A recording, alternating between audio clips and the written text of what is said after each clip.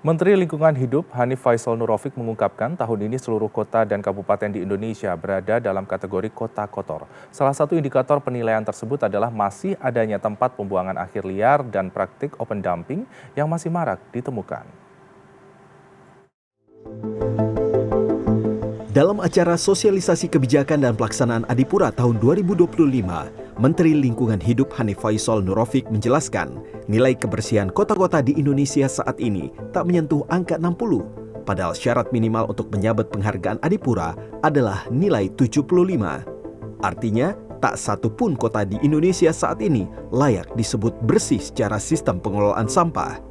Hanif menambahkan, karena pihaknya tidak bisa menjatuhkan sanksi hukum ke kota atau kabupaten, maka Kementerian Lingkungan Hidup menggunakan penghargaan Adipura sebagai bentuk tekanan moral.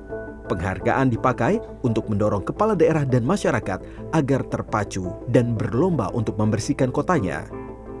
Kementerian Lingkungan Hidup menurunkan tim pengawasan dan penilaian Adipura langsung ke daerah mulai Agustus ini hingga Desember 2025.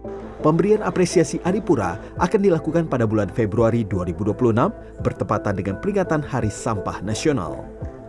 Kemudian berikutnya Adipura Kencana, ini paling tinggi. Saya agak pesimis akan ada yang dapat Adipura Kencana. Dari tadi nilainya masih kota kotor semua.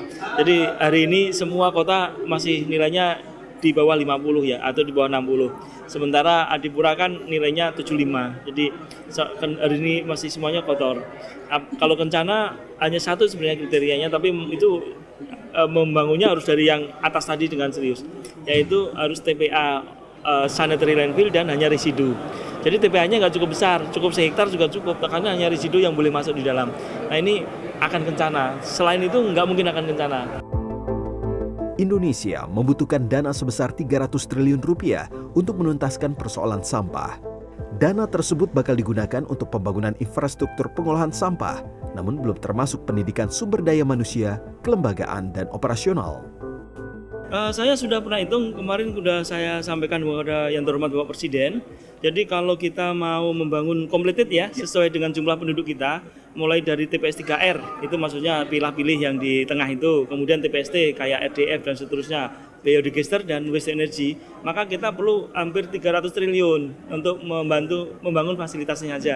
Ini belum kapasitas kelembagaannya ya, belum pendidikannya dan seterusnya. Hanya kita hitung katakan TPST itu sekitar 20 miliar, kemudian TPS 3R itu sekitar hampir 800 sampai 1 miliar. Kemudian waste energy sekitar mungkin 3 triliun. Ini kita hitung semua. Jadi kita hitung semua udah kami simulasikan, kami modeling. Katakan si kota A ini akan perlu apa aja, kita kalikan harga satuan, maka itu hampir 300 triliun. Hanif melanjutkan, pihaknya sudah mempelajari dan memodelkan infrastruktur penanganan sampah per kota dan kabupaten. Pihaknya juga menekankan pentingnya pembiayaan mandiri, bukan lagi mengandalkan APBD dan APBN, serta menekankan sampah harus bisa bernilai ekonomis. Selain itu, pemerintah kota maupun kabupaten diminta membuat dan menyerahkan peta jalan atau roadmap penutupan TPA dan roadmap pengolahan sampah. Kedua roadmap tersebut bakal dibahas dan didiskusikan dengan pejabat sekelas direktur di Kementerian Lingkungan Hidup untuk mendapatkan solusi terbaik penanganan sampah di daerah tersebut. Tim Liputan CNN Indonesia.